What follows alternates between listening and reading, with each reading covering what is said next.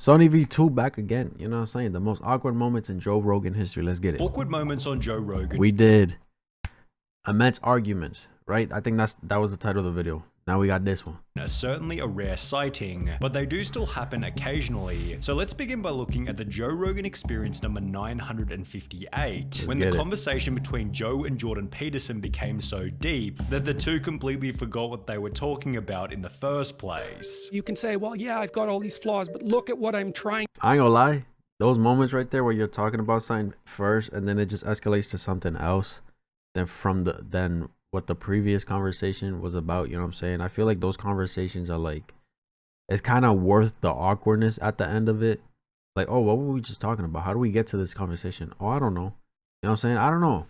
I feel like those moments, those type of conversations are like some of the best, you feel me? At least what I experienced. To do. Right. That's the real ground of self-respect.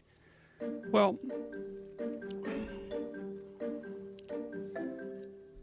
I'm off the track with the question. Ground of self-respect. I can't remember what you asked me.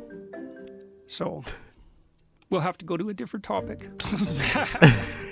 What how did we get on this? We were you asked about the evolutionary basis of that was a long time ago. I know, it's a rabbit hole that just doesn't disappear. But where were we just now? Remember where we were just now? Yo, it's crazy because like there's two people having the conversation. Everybody around them don't even know either, bro. And they were listening. No, sorry. I'm distracted by something else. That's crazy. I'll let you know. What is it? Comey just got fired by Trump a little bit ago. And that's crazy.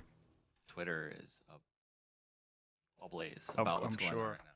This is a little off topic, but I mean, you want to talk about a figure? Oh, I know. We were talking about men. Yes. We were talking about men and what motivates them. As you can see, the conversation did eventually get back on track, and the podcast finished with no further hiccups. However, this wasn't the only time on an episode where Joe didn't... Alright, let me ask y'all, these type of like scenarios when this shit happens, right? How do you guys feel about that? Do you guys feel like I said, are they like some of the best conversations you ever have? Or like, it's just like, what are we talking about? You know what I'm saying? Like, know what else to say. Take, for example, the Joe Rogan Experience number 1726 with Chuck Palahniuk, which as a whole was an awesome podcast, except for certain parts in the beginning. Now, it seemed like the biggest problem was that the two were discussing a topic which didn't have much substance, and as a result, Joe would say things which received no response at all. There was little 3-foot tall furry people that were living on an island in Flores. It's wild. While it felt as though the two were saying anything they could in order to keep the conversation going. The Gates Foundation has been really active in that area, I heard. What? Yeah. I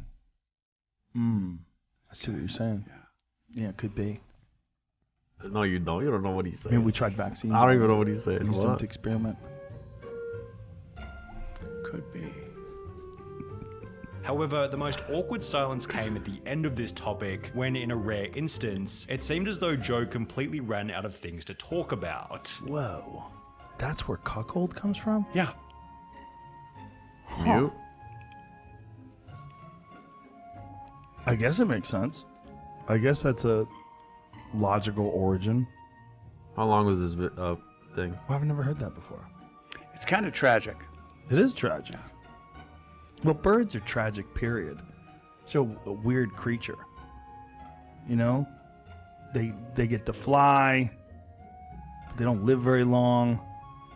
They get eaten by other birds. Perhaps Joe and Chuck were simply being highly introspective during their conversation about birds. But what happens when a guest brings up a serious topic while Joe sits there laughing? This is what happened during the Joe Rogan Experience number 1532 with Mike Tyson, which got a bit awkward after Joe interpreted one of Mike's serious videos as somewhat of a joke. I did that video and I was in bed for a week. That was 30 seconds and I was in bed for a week. And it's not funny because it made me realize that you was there out. It is right there. Yeah, that wasn't really cool. After Mike ended this first interaction by stating that wasn't really cool. I mean, you gotta think too, sometimes like the way somebody delivers a sentence or how they talk, like depending on how they deliver it, you may or may not know that they're serious or not. You know what I'm saying? So it's like I feel like with Joe laughing, it wasn't like with ill intent. You feel me? I don't know. Another period of awkward conflict occurred. What does it mean when fighting gets you erect? What does that mean? It's a good question. Fighting is. It's orgasmic sometimes. Yeah. Means you're getting excited. Yeah. But saying that it gets you orgasmic, that's a strange thing to say. Well, that's just what I want. I wanted to find out because you're really bright. And I thought you would figure it. No, I'm being very serious. No, I know. I know you're being serious, but I mean, no one will understand that other than you. Which eventually resulted in even more uncomfortable silence. Alexander the Great was 32 and he conquered the known world. Yeah. In 10 years. And then, you know, sometimes they say stuff. I'm talking in general. Sometimes people say stuff and it's like, what do I say here? I don't know what he's talking about. You know what I'm saying? I feel like if he didn't know what he was talking about, he should have been like, what do you mean by that?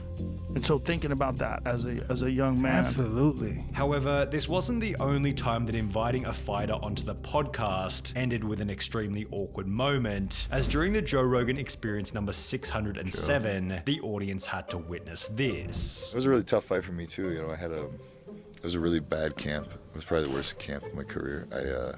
My dad had passed away like 3 weeks before the fight, and like 2 or 3 days after that, Why does that look so shitty, Jamie? my cousin passed away. So it was Like, pull it back. So is it our computer that's doing that? Yeah. It's a YouTube video. Is it really that bad? What do we got to do to fix that? Focusing on a YouTube video's quality instead of the comments made by your guest about the passing of their father definitely makes for some uncomfortable viewing. However, it's not like this was the only time where things got awkward because Joe wasn't paying attention. If I get fired here, whatever, I'll just go do Joe Rogan next week and I'll be fine. Anyway, I thought that was funny. No? What? I was like, I You thought? Yo, what the fuck? I literally thought that. Oh, okay. Yeah, I thought it would be funny. Well, it could have been funny. Yeah. I was booked up though. No, it's fine. It was just funny to truly... Because I remember somebody contacted me, like, to have you on. And I was like, I don't have any room. Like, for a long... I could do, like, an emergency podcast, but I'm like, let me let this dude ride this out. Yeah. And then we'll do one eventually. Truly glad that did not happen. Because not- I would have come in emotional. I Yeah. would have come in like, Guns what happened to blazing. me isn't fair. Right. And I never felt that way. Like, the whole time, I was like, I kind of get it. Accidentally inviting yourself onto the podcast is clearly a pretty good way to make Joe uncomfortable. But if you want to make things really weird, then all you need to do is give Joe a couple of Inviting yourself to a podcast. See, I ain't gonna lie, bro. I would never do shit where I'm not, you know, invited or welcome. You know what I'm saying? Because it's like, what's the point? You feel me? compliments, as was shown in the Joe Rogan Experience number 1518 with David Cho. Now, don't get me wrong, this episode is a contender for the best Joe Rogan podcast ever created. Word. And part of the reason for this was that Dave kept giving Joe these uncomfortably wholesome compliments. What is your threshold with receiving compliments? My threshold? Yeah, what's your comfort level? I haven't seen you in a long time. Yeah, it's been a while. I don't know. Can I give you Okay. 5? Sure. Okay. You only look better as you get older. Oh, thank you. You have a beautifully shaped skull. Like, as an artist, as a sculptor, like, I painted you. Yes. I don't like the painting anymore. I think I can do a better one now. It's but awesome. It's an awesome painting. all artists and sculptors out there listening, paint this guy's skull. It's beautiful. You're unbelievably curious. A threshold for compliments. I actually never heard of that, bro. Like, I get sometimes, I understand it could be too much sometimes. That's why it's like, that's the thing. But I don't know. I ain't gonna lie. Maybe 5 is my limit too, for real. I ain't gonna lie. Cause it's like, they're like, it kind of sounds like they're praising you in that moment. And it's like, chill. I'm just a regular person. You know what I'm saying? I'm not that special. You feel me? Inspirational. You give me hope. You're funny. You're entertaining. And you're a leader. You're a perfectly imperfect, unrepeatable miracle of the universe. Wow. Crazy. That's heavy. You're great, man. Well, that's very sweet of you. I appreciate you. Yeah. Thank you very much, man. That's very nice of you. Before Joe would put the awkwardness back on Dave in a fairly wholesome way. Some people can't be themselves. They're not good at it. You're really good at being David Cho. Thank you. You're really good at it. I'm horrible at taking compliments, by the way. So thank you. It's uncomfortable for everybody, I think, unless you're a real creep. You did I think I am too. I just be like, oh, I appreciate you, thank you. Just regular shit, bro. I don't know. great right now. That was good. Could I have done more? Could I have given you like? However, this wasn't the only time on the Joe Rogan Experience where too much praise put an instant stop to the conversation. Congrats, by the way, on Spotify. Oh, thank you. I know, crazy, right? So well deserved, man. Thank you. God Very nice of damn. you. Sorry, I didn't want to forget. No worries. I didn't want to forget. Yeah, dude, I've been ultra paying attention to my health. Then there was the Joe Rogan Experience number 1572, which became awkward after Joe accidentally gave himself a few too many compliments. How are you so good at rock, paper, scissors? It's just, skill, muscle, intuition. Intuition. Can we play right now? You want to play? Yes. Oh, but I only play for stakes. Okay. What do you want to play for? If I win, I do the programming on your show for a week. No, that's worth a lot of money. What kind of money? What do you think I'm gonna do? I'm not saying like the ads or whatever. I'm saying like programming, like who's going to be on. Yeah, who's going to be on. That's not possible. We're booked up months and months in advance. You were so confident until just now. No. Pick a month, few months off. That's ridiculous to flip a coin on that. There's no chance. Do you think that there's something of equivalent value? No. There's nothing that I can do. No, there's nothing that you could give me that would be worth a week of programming on the show. What are you going to give me? You'd have to give me a spectacular amount of money. How about $5? No, it's got to be. Come on, man. It's gotta be $20? real stakes. $20. I got $20 in my pocket. Money is off the table. We can't do Money's off the table? Forget that. All right. Sounds like someone's scared to lose at rock, paper, scissors. It sounds like someone else is scared to lose it. No, you're asking me for something that's ridiculous. You don't have anything. You don't have anything that's worth a week of programming on. Oh, nah. That's too much. That's too much. The show. You don't have it. That's rough. It doesn't exist. That's rough. No, it doesn't. It literally doesn't exist. Nah, he keeps going too. You're dumb, gang. Yeah, that's too much, bro.